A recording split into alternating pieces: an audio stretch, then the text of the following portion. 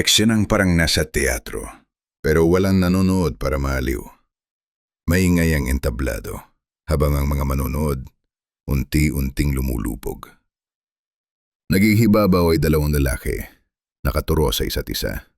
Parang nag-aakusa, parang parehong sigurado, pero parehong nakanhise.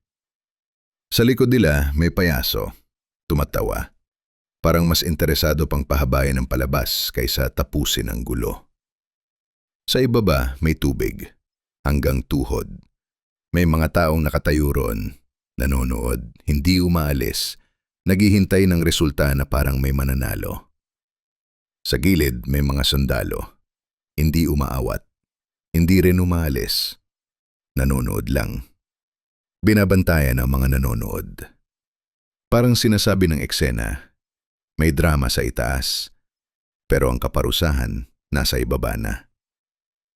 Sa gitna ng lahat may isang lalaki malapit sa liwanag. Nakatayo lang, naghihintay. Galit pero walang magawa. Parang alam niyang hindi pa ito ang oras, pero wala rin siyang takas. Hindi malinaw kung sino ang bida. Hindi rin malinaw kung sino ang dapat managot.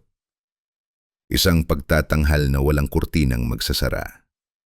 Ang artwork na ito ay tinatawag na Todavía No, na ibig sabihin, hindi pa.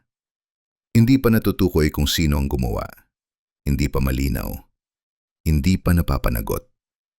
Kwento natin to.